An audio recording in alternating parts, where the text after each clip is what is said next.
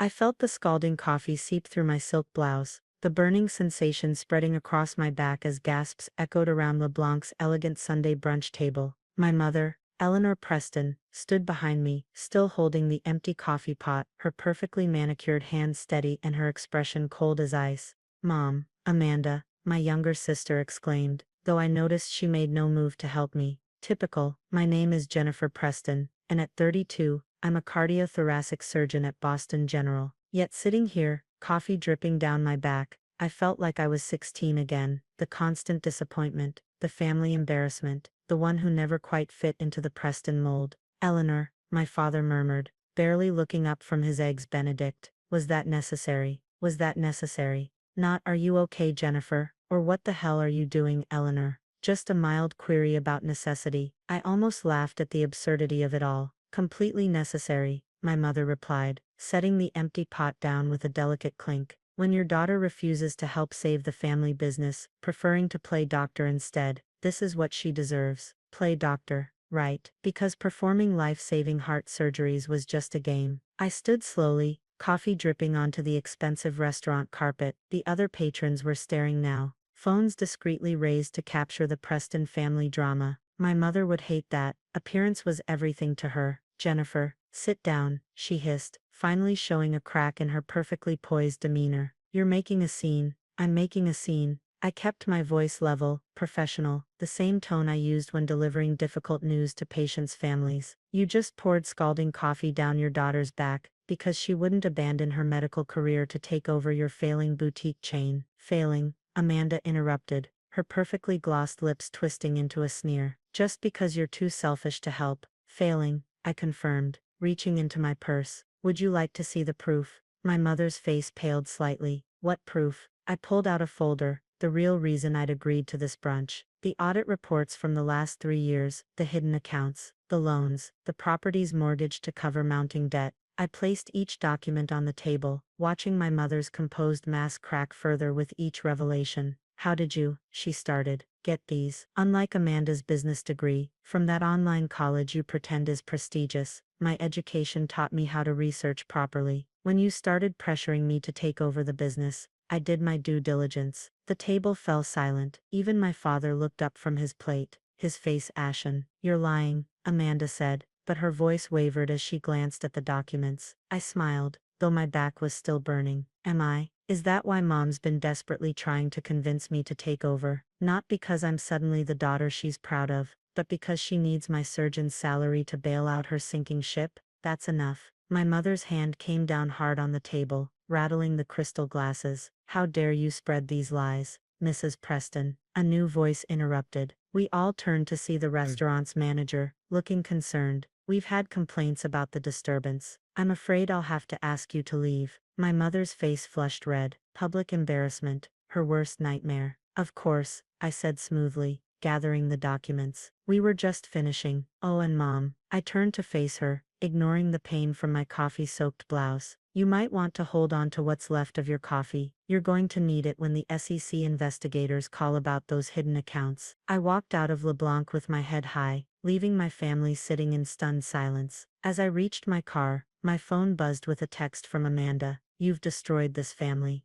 "No," I thought, carefully peeling off my ruined blouse and retrieving the spare set of scrubs I kept in my car. They had destroyed themselves. I had simply refused to go down with them. As I changed, I caught my reflection in the car window. For the first time in years, I didn't see the family disappointment looking back at me. I saw someone stronger, someone who had finally stood up to years of manipulation and abuse. My phone buzzed again. The hospital. "Emergency cardiac surgery needed." I smiled, starting my car. Time to go play doctor. This was just the beginning. My mother's coffee stunt had given me the perfect opportunity to expose everything I'd discovered. And trust me, the audit reports were just the tip of the iceberg. The burn marks on my back took 2 weeks to heal, but the satisfaction of exposing my mother's schemes, that felt better than any soothing ointment. Let me take you back to understand how we got here. Growing up as Eleanor Preston's daughter meant living under a microscope of constant criticism. While Amanda was groomed to be the perfect socialite daughter, I was the disappointment who preferred science books to social events. "Jennifer, darling," my mother would say, her voice dripping with false sweetness, Wouldn't you rather attend Amanda's debutante ball than study for that silly biology test? The answer was always no, and each refusal deepened the divide. When I got accepted to medical school on a full scholarship, my mother didn't even bother to pretend to be proud. Instead, she focused on Amanda's prestigious online business degree, which I later discovered she'd bought with family money. The real trouble started 3 months ago, when I received an unexpected call from my mother. "Darling, we need to discuss the family business," she'd said, her voice unusually warm. "I think it's time you took your rightful place in the Preston legacy." I nearly dropped my phone in shock. After years of being the family outcast, suddenly I was worthy of the Preston legacy. Something didn't add up. That's when I started digging. As a surgeon, attention to detail is crucial, and I applied those same skills to investigating our family business. What I found was staggering. Preston Boutiques, once the crown jewel of New England's luxury retail, was hemorrhaging money. My mother had taken out massive loans, mortgaged properties, and created a web of hidden accounts to keep up appearances. The prestigious Preston name was built on a foundation of debt and deception.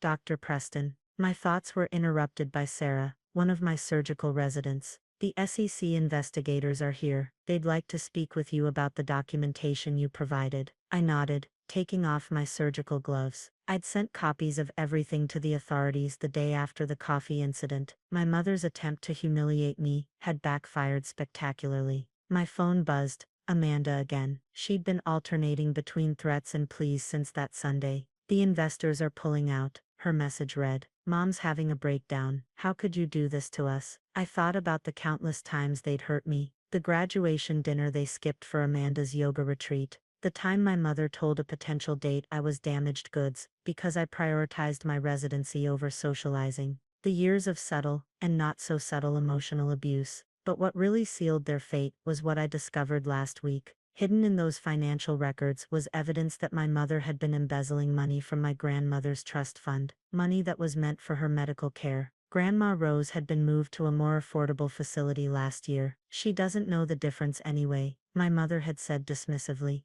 Meanwhile, she'd been using that money to fund Amanda's lavish lifestyle and cover the boutique's mounting losses. That's when I realized this wasn't just about me anymore. This was about justice. "Dr. Preston." Sarah appeared again. "Your sister's here. She's making quite a scene in the lobby." Of course she was. Taking a deep breath, I headed to the hospital lobby. Amanda stood there in designer clothes that probably cost more than a nurse's monthly salary, mascara running down her face. "How dare you come to my workplace?" I said quietly, leading her to a private corner. "How dare I? How dare you?" she hissed. "The board is suspending Mom pending investigation. We're going to lose everything." "No, Amanda, you're going to lose everything you stole. There's a difference. We're family." "Family?" I laughed bitterly. Was Mom thinking about family when she poured coffee on me? Were you thinking about family when you helped her drain Grandma's trust fund? Amanda's face paled. "You know about that." "I know everything. The fake invoices,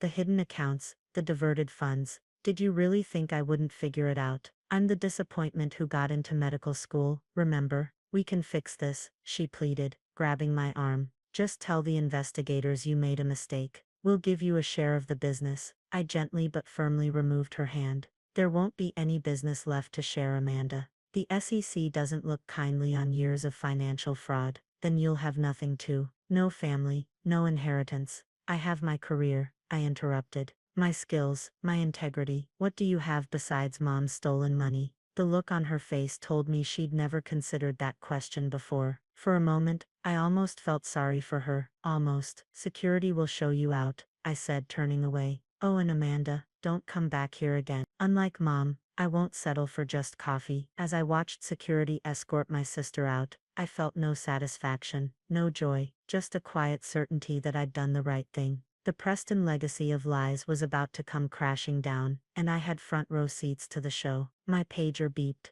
Another emergency surgery needed. Real work saving real lives. Let my mother and sister deal with the consequences of their actions. I had more important things to do. 1 year later, I stood in front of the prestigious Boston Medical Conference, preparing to deliver my keynote speech about groundbreaking cardiac surgery techniques. The irony wasn't lost on me. Exactly 1 year after my mother tried to humiliate me with hot coffee, I was being honored as one of the youngest leading cardiothoracic surgeons in the country. The headlines about my family had finally died down. Preston Boutique's empire collapses amid fraud charges. Socialite Eleanor Preston faces criminal investigation. Mother-daughter duo charged with trust fund embezzlement. My mother and Amanda had both pleaded guilty to reduced charges, avoiding jail time but facing hefty fines and community service. But the real justice came when Grandma Rose was moved back to a premium care facility, her restored trust fund ensuring she'd receive the best possible care for the rest of her life.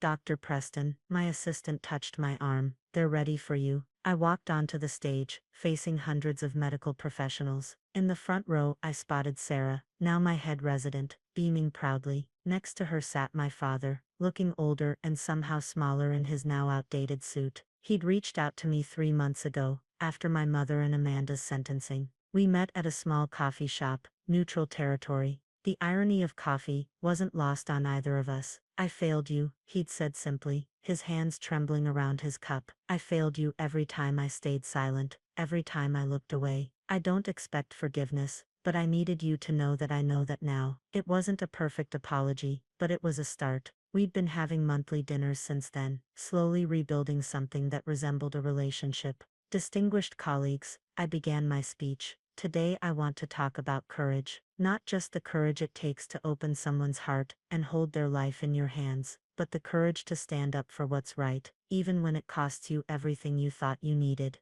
The audience listened intently as I shared my innovative surgical techniques, but I knew the subtext of my words reached deeper. Sometimes the most important cuts we make aren't in the operating room, they're the ones that separate us from toxic relationships and harmful patterns. After the standing ovation, as I was gathering my materials, my phone buzzed with a text from Amanda. Saw you on the medical conference live stream. Mom would hate how successful you've become. I'm proud of you, and sorry. I stared at the message for a long moment. Amanda was serving her community service hours at a homeless shelter, and rumor had it she'd actually discovered she had a talent for helping others when she wasn't focused on appearances and status. Nice speech, Dr. Preston, Sarah said, approaching with my father. Though you failed to mention the time you performed emergency surgery right after having coffee dumped on you. My father flinched, but I laughed. Some stories are better left for the memoir. Speaking of coffee, my father said hesitantly, would you like to grab some?